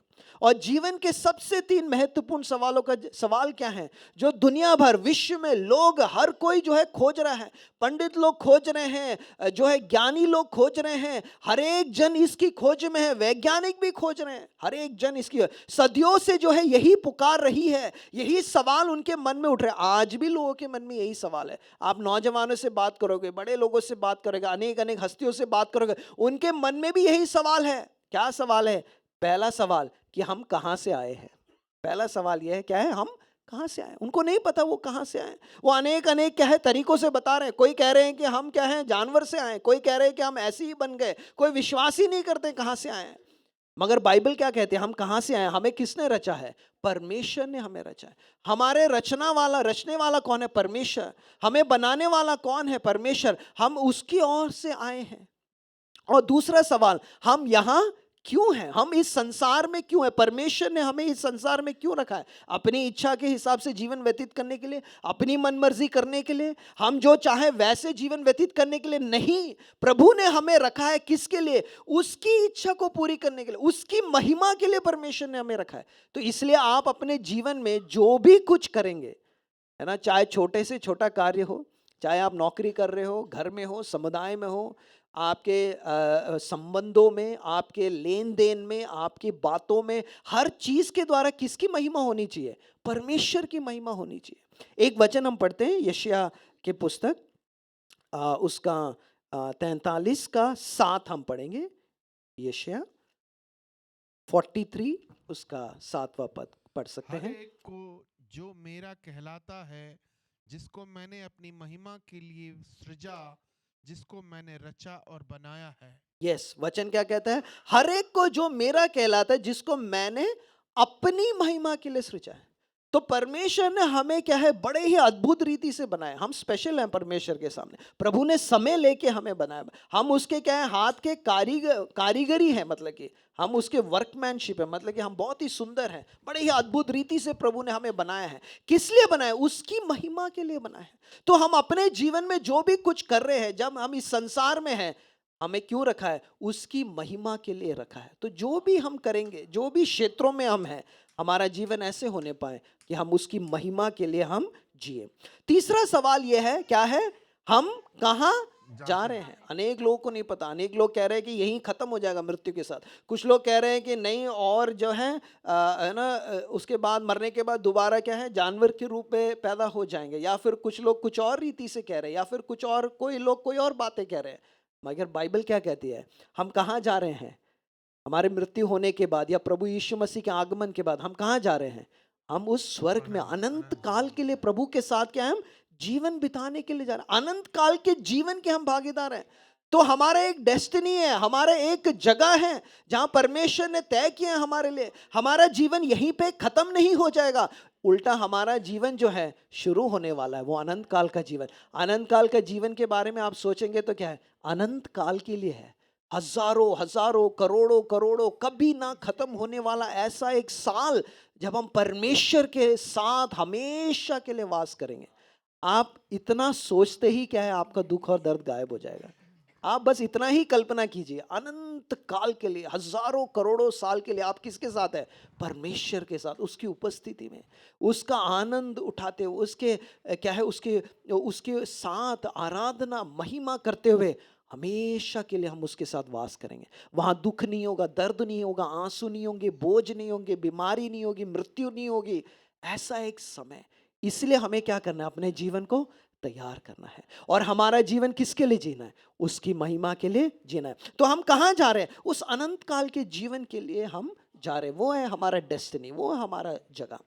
ठीक है। और हमने इस क्या देखा था, बाइबल हमें क्यों पढ़ना चाहिए? तो हमने ये देखा, बाइबल 3 महत्वपूर्ण सवालों का जवाब देती है। तीसरा कारण क्या है? इससे पढ़ने के लिए बार बार दोहराई जाने वाली आज्ञा के कारण। परमेश्वर का वचन आज्ञा है, आज्ञा पालन हमें करना है। प्रभु का वचन, बाइबल जब हम पढ़ते हैं तो क्या आज्ञा है? कि हमें प्रभु का वचन क्या है? पढ़ना है। अगर हम बाइबल नहीं पढ़ रहे हैं, तो अगर हम बाइबल को नजरअंदाज कर रहे हैं, तो किसको हम नजरअंदाज कर रहे हैं? परमेश्वर को, प्रभु की उपस्थिति को। परमेश्वर की उपस्थिति, प्रभु को क्या है, हम आदर सम्मान नहीं दे रहे हैं, उसको हमने क्या है, दूर हटा दिया है। हर एक वचन जो प्रभु के मुंह से निकला है, वो ये वचन जो है हमारे जीवन के लिए है और प्रभु की आज्ञा है। अगर हम पढ़ नहीं रहे हैं वचन बाइबल, तो हम क्या कर रहे हैं? आज्ञा का उल्लंघन कर रहे हैं। We are disobeying God. तो जो बाइबल नहीं पढ़ रहा है या सुन नहीं रहा है, वो क्या कर रहा है? परमेश्वर की आज्ञा का उल्लंघन कर रहा है। हमने पिछले हफ्ते देखा, प्रकाशित वाक्य में क्या लिखा है? वो व्यक्ति आशीषित है जो ये वचन को पढ़ता है, सुनता है और इसमें जो लिखी बातें हैं उसकी आज्ञा पालन करता है। तो पढ़ना और सुनना केवल नहीं है, मगर क्या करना है? आज्ञा पालन में भी हमें चलना। तभी जीवन में बदलाहट आएगा, ट्रांसफॉर्मेशन, रूपांतरण तभी आएगा जब हम इसको सुनेंगे, समझेंगे और क्या करेंगे? इसकी आज्ञा में हम चलेंगे। आज्ञा जीवन के हर क्षेत्र में होना चाहिए। आज्ञा पालन, प्रभु जैसे कह रहा है, प्रभु का वचन जैसे कह रहा है, वैसे हमें करना चाहिए। आज मैं आपको अगले कुछ कारणों के साथ लेके जाना चाहता हूं, हमें बाइबल क्यों पढ़ना चाहिए। चौथा बात जो मैं आपको बताना चाहता हूं, यीशु मसीह का एक प्रकाशन प्राप्त करने के लिए हमें बाइबल पढ़ के हम किसके और करीब आते हैं? यीशु मसीह के और करीब आते हैं। हम क्या है, यीशु मसीह को और गहराई से हम जानने लगेंगे। ये बाइबल जो है किसका प्रकाशन है? यीशु मसीह का प्रकाशन है। बाइबल का पूरा केंद्र कौन है? यीशु मसीह है। यीशु मसीह, हम शुरुआत से, आदि से, उत्पत्ति से लेके प्रकाशित वाक्य तक पूरा केंद्र, फोकस क्या है? यीशु मसीह है। इसलिए हमारे जीवन का भी फोकस क्या होना चाहिए? यीशु मसीह होना चाहिए। हमारा जीवन भी जो है यीशु मसीह के चारों तरफ घूमने वाला, यीशु मसीह को केंद्रित करने वाला जीवन हमारा होना चाहिए।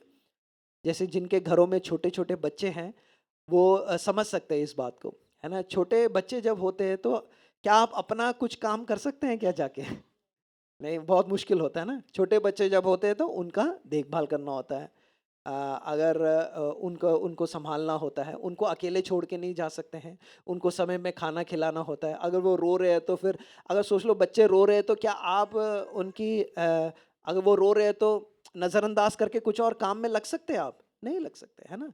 वो रो रहे हैं तो उनको दूध पिलाना पड़ेगा, खाना खिलाना पड़ेगा। तो छोटे बच्चे जब होते हैं उनके इर्द गिर्द क्या है? परिवार का, माता पिता का, सबका जीवन जो है घूम रहा होता है। उनको बहुत सारी चीज़ें भी क्या है, वैसे तैयार करना पड़ता है। अगर उनको काम पे जाना है तो भी वो सोचते हैं कि काम पे कैसे जाना है, किस रीति से जाना है। शिफ्ट अगर लगानी है तो कई बार क्या है, पिताजी सुबह जाते हैं, फिर माताजी शाम को जाते हैं ना, ऐसा तैयारी करना पड़ता है। क्यों? क्योंकि छोटे बच्चे के इर्द गिर्द क्या है, पूरा जीवन घूम रहा होता है। इसी रीति से हमारा जीवन किसके इर्द गिर्द घूमना चाहिए? यीशु मसीह, यीशु मसीह को केंद्रित करके। जब आप यीशु को केंद्रित करके आगे बढ़ेंगे, क्या होगा? आपके जीवन में क्या है, चीजों क्या है, बहुत ही साफ और क्लियर हो जाएगा। तो यीशु मसीह का एक प्रकाशन हमें प्राप्त करना है। यीशु मसीह कौन है और उस रीति से हमें अपने जीवन में आगे बढ़ना है। आइए हम पढ़ते हैं कोलोसियों की पत्री पहला अध्याय, उसका 15 से 18 हम पढ़ेंगे। कोई भी वचन ले सकते हैं। कोलोसियों की पत्री पहला अध्याय, उसका 15 से 18। वह तो अदृश्य परमेश्वर का प्रतिरूप और सारी सृष्टि में पहलौठा है, क्योंकि उसी में सारी वस्तुओं की सृष्टि हुई, स्वर्ग की हो अथवा पृथ्वी की, देखी या अनदेखी, क्या सिंहासन, क्या प्रभुताएं, क्या प्रधानताएं, क्या अधिकार, सारी वस्तुएं उसी के द्वारा और उसी के लिए सृजी गई हैं। वही सब वस्तु में प्रथम है और सब वस्तुएं उसी में स्थिर रहती हैं। वही देह अर्थात कलीसिया का सिर है, वही आदि है और मरे हुए में से जी उठने वालों में पहलौठा, कि सब बातों में वही प्रधान ठहरे। यस, ये पिछले दिनों में हमने मनन किया था, और खासकर उपवास प्रार्थना में कई दिन हम केवल यही आयत को लेकर मनन कर रहे हैं। पास्टर सैम जो हैं वचनों से जो है हमें सिखा रहे हैं। भाई जोशुआ ने जो है इब्रानियों की पूरी पत्री को पिछले हफ्तों में लिया और सिखाया कि यीशु मसीह कौन है। देखिए, जितना हम बाइबल पढ़ेंगे उतना हम किसको जानेंगे? यीशु मसीह को और जानेंगे। पवित्र आत्मा का बहुत बड़ा एक कार्य जो होता है हमारे जीवन में, या पवित्र आत्मा हमारे जीवन में किस रीति से कार्य करता है, वो हमें यीशु मसीह के और करीब लेके जाता है। यीशु मसीह की बोली हुई बातों को क्या है, वो स्मरण दिलाता है। ये पवित्र आत्मा इसलिए दिया गया है। हाँ, पवित्र आत्मा हमारे जीवन में कार्य करता है, अद्भुत सामर्थ्य रीति से कार्य को करता है, हमें अगुवाई करता है। मगर पवित्र आत्मा का सबसे मुख्य कार्य क्या है? आपको किससे प्रेम करने में अगुवाई करेगा? यीशु मसीह से।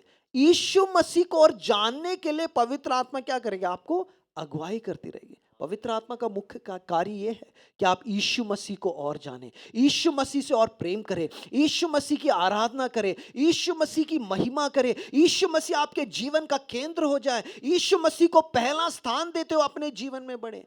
जितना आप मसीह को जानोगे उतना ही आपका जीवन जो है बदलता जाएगा, क्योंकि आप यीशु मसीह को और गहराई से जानेंगे। आपके चाल चलन में बदलाहट आएगा, आपके सोच में बदलाहट आएगा, आपके जीवन की परिस्थितियों में आप समझेंगे यीशु मसीह आपके संग है, क्योंकि आप किसका प्रकाशन प्राप्त कर रहे हैं? यीशु मसीह का प्रकाशन प्राप्त कर रहे हैं। तो यीशु मसीह कौन है? यहाँ पे कई बातें लिखी, आने वाले दिनों में भी हम देखेंगे वो कौन है। यीशु मसीह कौन है? पहली बात, अदृश्य परमेश्वर का प्रतिरूप है।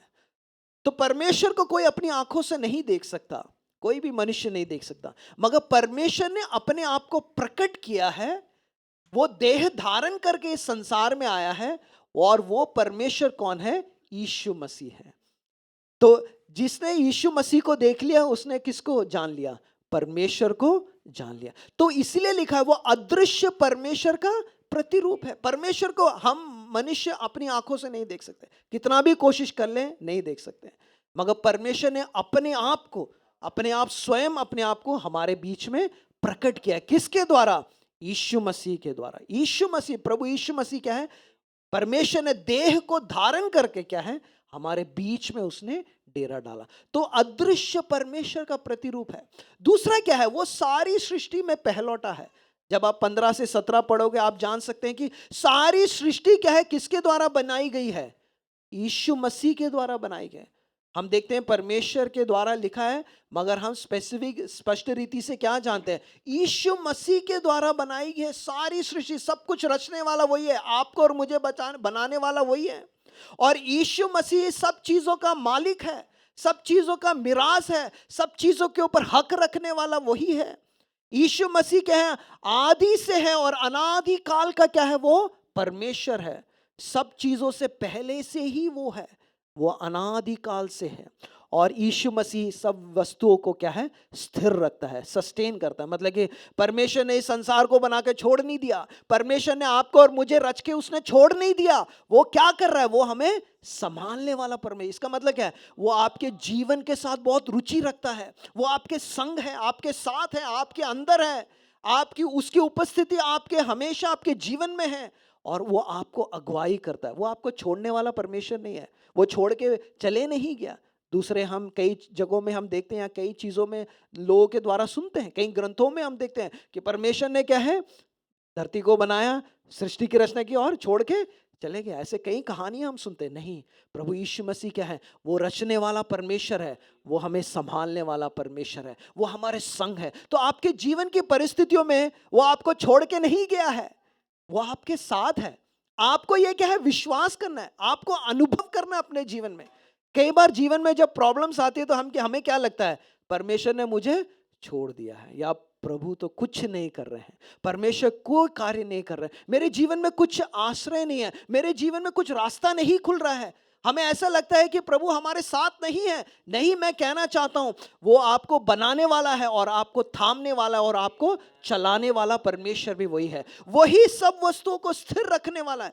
देखिए, ये 3 वचन का प्रकाशन अगर हमें मिल जाए, मैं आपको कह रहा हूं आपका जीवन जो है बदल जाएगा। केवल ये 3 वचन। पिछले उपवास प्रार्थना में 1 हफ्ता पूरा हमने क्या किया, केवल यही 3 वचनों को मनन किया। ये 3 वचनों को जीवन बदल जाएगा। अगर आप इसकी गहराइयों में जाओगे, आपका जीवन पहले जैसा नहीं रहेगा। आपको एक आशा होगी, एक आनंद होगा, एक उमंग होगा, एक जोश होगा। आपकी परिस्थितियों में आपको पता है प्रभु मेरे संग है, हालेलुया। मेरे बोझों को वो ले लेगा, मुझे संभालेगा, मुझे थाम लेगा, मुझे गले से लगाने वाला परमेश्वर है, और वो मुझे कभी छोड़ के नहीं जाएगा। आमीन, हालेलुया। वो हमें क्या है, वो सब चीजों को स्थिर करने वाला या संभालने वाला परमेश्वर है। वही बातें लिखा है, सारी सृष्टि में वो पहलौठा है, सब चीजों से पहले या परम प्रधान है, वो सब चीजों के ऊपर है। आखिरी वहां पे हमने क्या दिखा है, वही कलीसिया का क्या है, सिर है। आपका और मेरा प्रभु कौन है, वही है। कलीसिया को अगुवाई करने वाला कौन है, प्रभु यीशु मसीह है। इसका मतलब क्या है, आपको और मुझे चलाने वाला कौन है, प्रभु यीशु मसीह है। वो अगर सिर है तो हम उसकी देह हैं, तो हमें कहां से अगुवाई मिलना चाहिए, किससे मिलना चाहिए, यीशु से मिलना है। आपने कभी सरकटे आदमी को देखा है, सरकटा आदमी है ना, ऑफ कोर्स मॉर्चरी में या जहाँ लोग मरे होते हैं वहां पे देखा होगा, कभी मुश्किल ही होगा हम में से किसी ने देखा, या कभी हमने कोई मूवी या कोई वीडियो में कुछ देखा होगा, है ना। सरकटा आदमी ज्यादा देर जिंदा रह सकता है, क्यों नहीं रह सकता है, सर तो है नहीं उसका, है। सोच लीजिए, हम चल रहे हैं अपने जीवन में, मसीह जीवन में हम चल रहे हैं, मगर हमारा सर के साथ क्या है, कोई कनेक्शन नहीं है। हमारा सिर कौन है, प्रभु यीशु। हमारा प्रभु यीशु मसीह के साथ कोई कनेक्शन नहीं है, तो आपको क्या लगता है क्या होगा, हमारा जीवन कैसा होगा, बहुत ही दुखदाई, मरी हुई अवस्था वाला एक जीवन होगा, मरा हुआ एक जीवन होगा। क्यों नहीं है, क्योंकि कनेक्शन नहीं है। कई मसीह लोग, विश्वासी लोगों का जीवन अभी भी मरा हुआ है। क्यों, क्योंकि संबंध नहीं है मसीह के साथ। मसीह के साथ क्या है, वो कम्युनिकेशन नहीं हो रहा, मसीह के साथ वो रिलेशनशिप नहीं है, मसीह के साथ क्या है, एक गहराई के साथ नहीं चल रहे हैं, मसीह के साथ बैठने का समय नहीं है, मसीह की बातों को सुनने का समय नहीं है, मसीह की इच्छाओं में चलने का समय नहीं है, मसीह के आज्ञा पालन में चलने का समय नहीं है, क्योंकि मसीह से क्या है, सुन नहीं रहे हैं। और फिर क्या हो रहा है, और दुनिया की बहुत सारी चीजों को सुन रहे हैं, और बहुत सारी आवाजें आ रही हैं, और यहां से डायरेक्शन मिल रहा है, वहां से डायरेक्शन मिल रहा है। लोगों की बातों को सुनकर क्या है, कई बार हम भटक जाते हैं।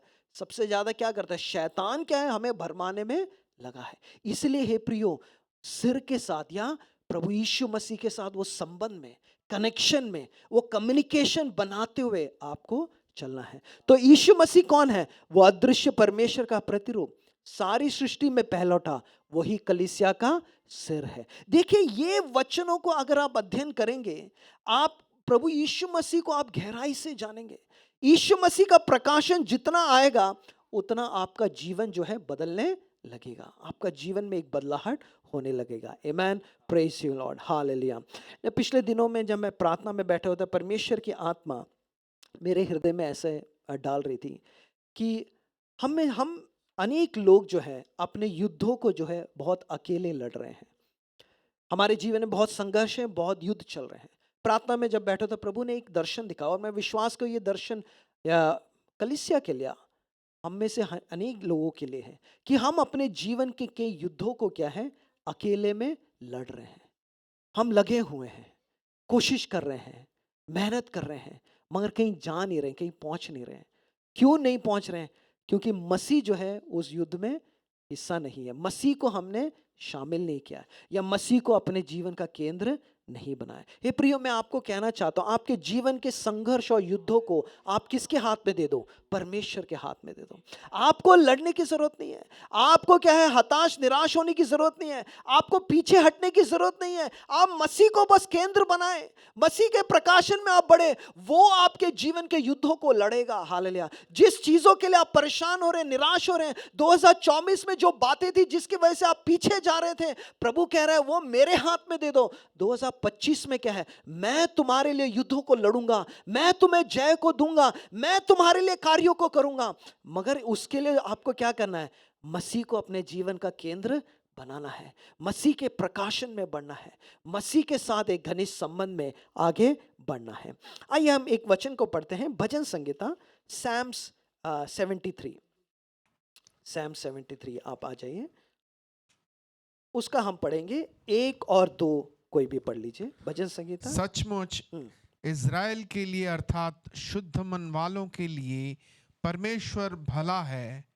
मेरे डग तो उखड़ना चाहते थे, मेरे डग फिसलने ही पर थे, Amen. क्योंकि जब मैं दुष्टों का कुशल देखता था तब उन घमंडियों के विषय डाह करता था। ओके, यहाँ पर भजन संहिता लिखने वाला आसाफ जो है, हो सकता अपने जीवन में ऐसे एक मुश्किल हालात से जा रहा है, और वो क्या कह रहा है दूसरे पद में? मेरे डग तो उखड़ना चाहते थे, मेरा डग फिसलने ही पर थे। मतलब कि आपने कई बार जब घर में पानी गिरा होता है तो हम चलते हैं तो हम कई बार क्या हो जाते हैं, फिसल जाते हैं ना, डगमगा जाते हैं, गिरने लगते हैं, पकड़ लेते जल्दी से। तो यहाँ पे भजन संहिता लिखने वाला कहता है, मैं अपने आत्मिक जीवन में बढ़ रहा था, मगर मेरी हालत ऐसी हो गई थी, कैसे कि मैं अब भी ठोकर खाकर गिर जाऊंगा, मैं क्या है अभी क्या है फिसल कर गिर जाऊंगा। नहीं, कई बार हमारे जीवन में ऐसा समय होता है ना, प्रभु के साथ हम चल रहे हैं, मगर ऐसी परिस्थितियां आ जाती हैं, ऐसी चिंता के विषय आ जाते हैं, ऐसी बातें आ जाती हैं जिससे हम बहुत परेशान हो जाते हैं, और हमें ऐसा क्या लगता है कि मैं अभी गिर जाऊंगा, मैं अब आगे नहीं बढ़ सकता, ओ मैं अब विश्वास में नहीं चल पाऊंगा, मैं कमजोर हो जाऊंगा। ऐसी भजन संहिता लिखने वाला कह रहा है, मेरे डग तो उखड़ना चाहते थे, मेरे डग फिसलने ही पर थे, मैं तो गिरने वाला था। और वो एक्चुअली में उसके जीवन में ऐसी एक परिस्थिति थी, मगर ये भी था कि जब वो दुनिया में देखता था, दूसरे लोगों को जब वो देखता था, वो ये देख रहे हैं यार बाकी लोग तो सब मजे में हैं, बाकी लोगों के जीवन में सब कुछ अच्छा चल रहा है, बाकी लोगों के जीवन में आशीष है, बाकी लोगों के जीवन में छुटकारा है, बाकी लोगों के जीवन में चंगाई हो रही है। इनफैक्ट वो देख रहा है कि जो दुष्ट लोग हैं, प्रभु के लोग नहीं है, जो दुष्ट लोग हैं उनके साथ क्या है, सब कुछ बढ़िया ही दिख रहा है। ठीक है, ये सारी बातें सोच सोच के ये भजन संहिता लिखने वाला क्या हो गया, बहुत ही परेशान हो गया, बहुत परेशान हो गया। देखिए हमारे जीवन में भी कई बार ऐसा होता है ना, परेशानियां आती हैं, चुनौतियां आती हैं, हम परेशान हो जाते हैं, फिर हम दुनिया में देखते हैं, दूसरों को देखकर हम और परेशान हो जाते हैं, निराश हो जाते हैं, फिर जब हम अपने में देखते हैं यार मेरे जीवन में तो कुछ नहीं हो रहा है, तो क्या हम और भी परेशान हो जाते हैं, है ना। फिर हमारे अंदर सवाल उठते हैं, बहुत सवाल उठते हैं। देखिए ये भजन संहिता लिखने वाला क्या कहता है, ये इस विषयों को लेकर वो सोचने लगा। देखिए 16वां पद पढ़े, 16वां पद क्या लिखा है? जब मैं सोचने लगा कि इसे मैं कैसे समझूं, तो यह मेरी दृष्टि में अति कठिन समस्या थी। हाँ, जब मैं सोचने लगा कि इन सब चीजों के बारे में, एक तो वो और परेशान हो गया और उसको समझ में भी नहीं आ रहा था। देखिए कई विश्वासी लोग है ना अपने जीवन में यहीं पे ही रुक जाते हैं, वो क्या है आगे नहीं बढ़ पाते, समस्याओं ने घेर लिया है, बोझों ने घेर लिया है, और परेशानी में वो और दुखदाई अवस्था में वो चले जाते हैं। मगर आपको पता है इस भजन संहिता लिखने वाले ने क्या किया? देखिए 17वां पद क्या कहता है वो? जब तक कि मैंने ईश्वर के पवित्र स्थान में जाकर उन लोगों के परिणाम को न सोचा। जब तक, मतलब कि क्या है, उसने एक निर्णय लिया। क्या निर्णय लिया? मैं कहां जाऊंगा? परमेश्वर के पवित्र स्थान में जाऊंगा।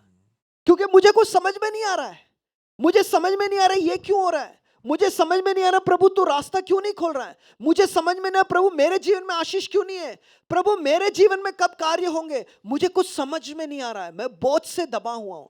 मगर भजन संगीता लिखने वाले ने एक चुनाव जरूर किया, और मैं आपको कहना चाहता हूं 2025 में ये जो साल है, आपको यही एक चुनाव करना है और कोई चुनाव नहीं करना है। क्या करना है? कहां जाना है? परमेश्वर के पवित्र स्थान में जाना है, प्रभु के उपस्थिति में जाना है, परमेश्वर के साथ समय लेना है, उसके वचनों के साथ समय लेना है। और जब आप ऐसा करेंगे, एक है कि आपके सवालों के भी उत्तर आपको मिल जाएंगे। जो हो सके, देखो कई बार है ना, आप सवाल लोगों से पूछेंगे, पासवान से पूछेंगे, गूगल में भी जाके देखेंगे, आपको शायद उत्तर ना मिले। मगर आप प्रभु की उपस्थिति में जाएंगे, आपको कई सवालों का, ना 100% सवालों का परमेश्वर उत्तर जरूर देगा। प्रभु उत्तर देगा। आपके हृदय में जो सवाल चल रहे हैं उसका उत्तर परमेश्वर के पास है, आप उससे जाके पूछे। शायद मनुष्य ना दे पाए, शायद लोग ना दे पाए, मगर प्रभु जरूर आपको देगा। मगर जाना कहां है हमें? परमेश्वर के पवित्र स्थान में। उससे सुनना है, उसके वचनों को पढ़ना। जब आप पढ़ोगे उसके वचनों को, तब आप उसकी वाणी को सुनोगे। देखिए, जब वो ऐसा करने लगा तो क्या हो गया? 23 पद पढ़े, 23 पद।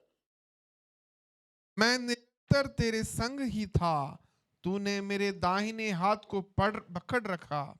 जैसी वो प्रभु की उपस्थिति में गया, पहला प्रकाशन क्या है? प्रकाशन, परमेश्वर ने उसके दाहिने हाथ को पकड़ रखा है। प्रभु ने बोला मैंने तो तुझे नहीं छोड़ा, मैंने तो तुझे क्या है, पकड़ के रखा। ये प्रकाशन के रूप में उसको मिला। देखो, प्रभु ने हमेशा हमें पकड़ के रखा है, मगर कई बार हम ही क्या है, दूर हो जाते हैं, हम ही अविश्वास में आ जाते हैं। उसने क्या समझ लिया कि प्रभु ने मुझे थाम कर रखा है। और क्या है? 24 पद क्या लिखा है? तू सम्मति देता हुआ मेरी अगुवाई करेगा और तब मेरी महिमा करके मुझको अपने पास रखेगा। ओ, दूसरा प्रकाशन, प्रभु तू सम्मति देगा। सम्मति मतलब कि तू मुझे गाइड करेगा, मेरी अगुवाई करेगा। सम्मति, जो जो मुझे अपने जीवन में करना है, कौन अगुवाई देगा? परमेश्वर बताएगा। आपके जीवन के, परिवार के, आपके जो भी विषय है उसको लेकर उन सवालों का उत्तर प्रभु देगा, और तुम्हें अगुवाई भी देगा, तुम्हें क्या करना है, कैसे निर्णयों को लेना है, उन सारे सवालों का जवाब प्रभु देगा। परमेश्वर की उपस्थिति में हमें जाना है। देखिए आगे क्या कहता है। जब वो ऐसा समय बिताने लगा, उसका जीवन, अब देखो सवाल उसके जो है, सवालों को उत्तर मिल रहा है उसको। अब और क्या हो गया? अब वो प्रभु से फिर दूर। हम क्या करते हैं, कई बार प्रॉब्लम आती है, कुछ लोग क्या है वहीं रहते हैं, बट कुछ लोग समय लेते हैं। मगर कई बार जब प्रभु से उत्तर मिल जाता है, फिर हम क्या करते हैं? फिर हम प्रभु को छोड़ देते हैं। अच्छा, अब तो उत्तर मिल गया, अब सब ठीक हो गया, चलो चलते हैं। नहीं, अब देखिए भजन संगीता लिखने वाला क्या कह रहा है। वो आगे 25 पद में क्या कहता है? तेरे संग रहते हुए मैं पृथ्वी पर और कुछ नहीं चाहता। अब देखिए उसका एक गहरा संबंध में वो आ गया। प्रभु ने उसके हृदय को जब तृप्त किया, सवालों को तृप्त किया, उसकी अगुवाई दी, उसको एक नया प्रकाशन दिया, अब वो प्रभु को छोड़ना नहीं चाहता है। वो क्या कह रहा है? हे प्रभु, स्वर्ग में मेरा और कौन है? हे प्रियो, हमें इस मोड़ पर हमें पहुंचना है जहां पर हम कहेंगे प्रभु तेरे सिवा मेरे जीवन में और कोई नहीं है। चाहे मेरे जीवन में आंधी तूफान आए, चाहे मेरे जीवन से सब कुछ छीन लिया जाए, चाहे मेरे जीवन में कुछ हो ना हो प्रभु, मगर मैं ये जरूर कहूंगा, स्वर्ग में मेरा और कौन है? तेरे संग रहते हुए मैं पृथ्वी पर और कुछ नहीं चाहता। प्रभु तेरी उपस्थिति, तेरे साथ चलना चाहता हूं, तेरे साथ एक संबंध में आगे बढ़ना चाहता हूं। देखिए अब आगे पढ़िए 28 पद क्या लिखा है? परंतु परमेश्वर के समीप रहना यही मेरे लिए भला है। मैंने प्रभु यहोवा को अपना शरण स्थान माना है, जिससे मैं तेरे सब कामों का वर्णन करूं। परंतु परमेश्वर के समीप रहना, अब वो प्रभु से दूर नहीं जाना चाहता है। देखिए जितना आप मसीह को चखेंगे, एक्चुअली चखना जो होता है ना, वो शुरुआत है ना। जैसे पिछले दिनों में जोशुआ भैया बता रहे थे, जैसे सोच लो आप एक फल को ले रहे हो, सेब ले लिया, सेब को आपने काट लिया, तो पहला जो बाइट होता है आपने क्या किया, उसको चख लिया। अब जब स्वाद पता चल जाएगा तो आप सेब को छोड़ दोगे? क्या करोगे आप? सेब को लेके खाओगे, खा लेंगे। यीशु मसीह को जब हम चखेंगे फिर उसके बाद क्या होना है? छोड़ के नहीं जाना है, उसके साथ संबंध में आगे बढ़ना है, उसके साथ चलना है, उसके साथ भोजन करना है, उसके संग रहना है, उसके साथ अगुवाई करना है, उसके अगुवाई में चलना है, उसकी उपस्थिति में बने रहना है। ऐसा एक जीवन प्रभु एक घनिष्ठता का जीवन चाहता है। परंतु परमेश्वर के समीप रहना यही मेरे लिए भला। आखिर में वो समझ गया कि प्रभु से मैं दूर जाऊंगा तो मैं परेशान हो जाऊंगा, सवालों से जूझता रहूंगा। मकड़ी जैसे जाल बनाती है, कई बार शैतान हमारे लिए ऐसे जालों को बुनता है वो, और वो देखता है कि कौन सी मकड़ी को मैं फंसाऊं इन समयों में। मगर प्रभु चाहता है कि ऐसी मकड़ी के जालों को क्या है, आप हटाएं अपने जीवन से, प्रभु की उपस्थिति में जाएं। परमेश्वर क्या है, आपको थामने वाला परमेश्वर है। और आप कहें, हे प्रभु यहोवा, मैं को अपना शरण स्थान माना है। हालेलुया, प्रभु को अपना शरण स्थान माने। हे प्रियो, ये 2025 प्रभु की उपस्थिति में उसके वचनों के साथ समय ले। जितना आप वचनों के साथ समय लेंगे, आप यीशु मसीह का एक प्रकाशन प्राप्त करेंगे। हालेलुया। और प्रभु के वचनों को जितना आप जानेंगे, उतना आप अपने जीवन में उसको लागू करें, एप्लीक करें। देखिए, ये वचन सुनना, आज हमने सुना, हमें क्या करना है? हमें इसको अपने जीवन में लागू करना है, लागू करना है। प्रभु मुझे इन वचन की अगुवाई में और आज्ञा पालन में चलने के लिए मदद करें। हालेलुया। आइए हम एक क्षण अपनी आंखों को बंद करें, हम प्रभु की ओर हम देखें। Hallelujah, praise your name Jesus. अपने जीवन को हम समर्पित करें। Hallelujah, praise your name. Hallelujah, hallelujah. हे प्रिय, आज मैं आपसे पूछना चाहता हूँ, आपके जीवन में ऐसी क्या चीज़ें हैं जिसके वजह से आप मसीह को अपना पहला स्थान नहीं बना पा रहे हैं, या मसीह आपके जीवन का केंद्र नहीं है, परमेश्वर का वचन आपके जीवन का केंद्र नहीं है, या आप प्रभु की वाणी को सुनना नहीं चाहते। मेरे हृदय में परमेश्वर ऐसे डाल रहे हैं कि हो सकता है आपके जीवन में ऐसी कुछ घटनाएं हुई है या ऐसी कुछ बातें हुई है जिसकी वजह से आपने अपने हृदय को कठोर कर दिया है। अब आप परमेश्वर से सुनना नहीं चाहते हैं। आप कह रहे हैं कि जो जैसे पहले सालों में था वैसे ही रहेगा, मेरा जीवन बदलेगा नहीं। अब आप प्रभु से सुनना नहीं चाहते हैं। हो सकता है ये कुछ घटना आपके जीवन में हुई होगी, या हो सकता है कुछ बातें ऐसी हुई होंगी आपके परिवार में, आपके जीवन में, जिसकी वजह से आपने अपने हृदय को क्या है, कठोर कर दिया है। प्रभु आपसे कई बार कहना चाहता है, प्रभु आपके लिए रास्तों को भी खोलना चाहता है, मगर वो कह रहा है कि क्या तुम मेरी वाणी सुनने के लिए तैयार हो? क्योंकि मैं तुम्हें अगुवाई देना चाहता हूं, मैं तुम्हें उन आशीषों से भरना चाहता हूं, मैं तुम्हें ऊंचाइयों में लेके जाना चाहता हूं, मैं तुम्हें अपनी योजनाओं में बढ़ाना चाहता हूं। Hallelujah, praise your name. Hallelujah, hallelujah, praise your name. Hallelujah. हे प्रियो, उस अवस्था में ना बने रहे, क्योंकि वो अवस्था आपके लिए एक बहुत बड़े गड्ढे के समान है। प्रभु कह रहा है, मेरे हाथ थाम कर, मेरी वाणी सुनकर मेरे पीछे चलो। हालेलुया, मेरी वाणी सुनकर मेरे पीछे चलो। वो तुम्हें हरी चराइयों में ले जाने वाला परमेश्वर है, वो तुम्हें तृप्त करने वाला परमेश्वर है। हालेलुया। क्या तुम इन दिनों में उसकी वाणी को सुनने के लिए तैयार हो? Hallelujah, hallelujah, praise your name. Hallelujah, hallelujah. आपका पिता, स्वर्गीय पिता आपको पुकार रहा है, क्या आप उसकी वाणी को सुनने के लिए तैयार हैं? आज उसके साथ चलने के लिए तैयार हैं? हालेलुया। आइए हम सब लोग खड़े हो जाएं। हालेलुया, अपने जीवन को समर्पित करते हुए आराधना के गीत गाएं। हालेलुया। मैं कहना चाहता हूं, अपने बोझों को आज प्रभु के हाथ में दे। Hallelujah, hallelujah, hallelujah. आप थके होंगे, हालेलुया, प्रभु कह रहा है कि मेरे पास आओ, मैं तुम्हें विश्राम दूंगा, मैं तुमसे बात करूंगा, मेरा वचन तुम्हें विश्राम देगा, आनंद देगा, मेरा वचन तुम्हें छुड़ाएगा, मेरा वचन तुम्हारी अगुवाई करेगा। Hallelujah, praise your name. Hallelujah, praise है। प्रभु आज कई बोझों को यहाँ से हटाना चाहता है, जीवनों से। इनफैक्ट आराधना के समय में भी परमेश्वर ने मुझे दिखाया कि प्रभु ने आपके कई लोगों के हृदय से, जीवन से कई बोझों को दूर कर रहा है। Hallelujah, burdens are lifted up. बोझ जो है उठाए जा रहे हैं, चिंता के बोझ, परेशानी के बोझ, जीवन से संबंधित कई बोझ, हालेलुया, बीमारी के बोझ, ओ हालेलुया, पाप के बंधन में पड़े रहने वाले बोझ, हालेलुया, कई बोझों को परमेश्वर छुड़ा रहा है, हालेलुया।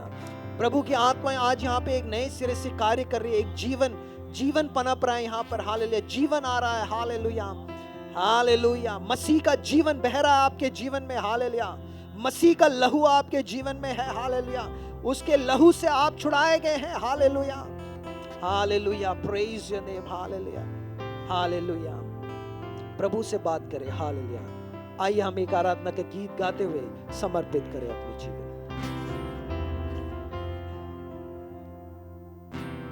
पास तेरे ही सुकून है, तुझको पाने का जुनून है। पास तेरे ही सुकून है, तुझको पाने का जुनून है। जिंदगी में कोई डर नहीं है, जब साथ मेरे हरदम तू ही है। जिंदगी में कोई डर नहीं है, जब साथ मेरे हरदम तू ही है। आया हूँ मैं तेरे चरणों पे, रख दिया है ये दिल तेरे कदमों पे। लौट आया हूँ मैं तेरे चरणों पे, रख दिया है ये दिल तेरे कदमों पे। लौट आया हूँ, मुझे छू ले, पेट लाया हूँ कबूले। लौट आया हूँ, मुझे छू ले, पेट लाया हूँ कबूले। जिंदगी में था अंधेरा, अब तू आया बन सवेरा। जिंदगी में था अंधेरा, अब तू आया बन सवेरा।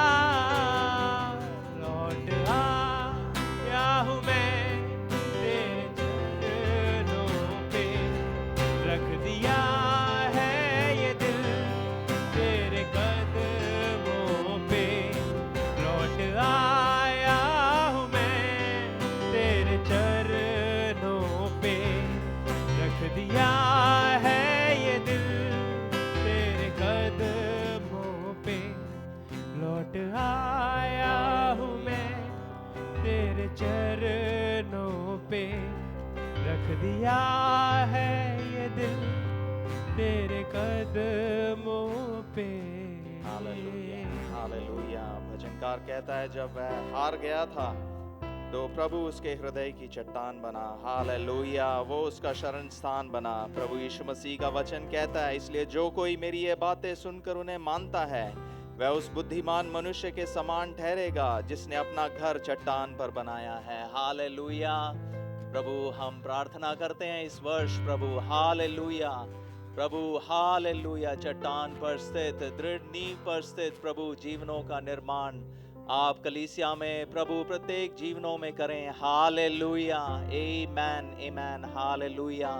प्रभु हम सबको प्रभु प्रोत्साहन और अपना मार्गदर्शन देने के लिए, अपना सम्मति देने के लिए हम आपको धन्यवाद देते हैं। हालेलुया प्रभु, प्रत्येक जन को हालेलुया इस वर्ष में प्रभु आगे की ओर बढ़ने के लिए विश्वास में, वचन में, प्रभु उदारता में, हालेलुया प्रभु आप सहायता करें। हालेलुया, धन्यवाद प्रभु प्रार्थना और विनती सुनने के लिए, अपने दास को भी आपने अनुग्रह दिया उसके लिए धन्यवाद देते हैं। हालेलुया अब हमारे पिता परमेश्वर का प्रेम, प्रभु यीशु मसीह का अनुग्रह और पवित्र आत्मा की संगति और सहभागिता प्रभु यीशु मसीह के दूसरे आगमन तक सभी संतों के साथ बनी रहे।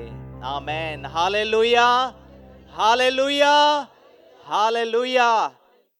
प्रभु आप सबको आशीषित करें। कृपया अपने स्थानों में बैठ जाएं। जो सूचनाएं हैं वो इस प्रकार से हैं।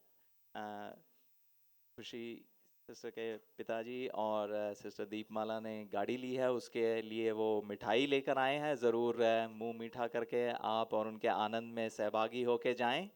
और सूचनाएं इस प्रकार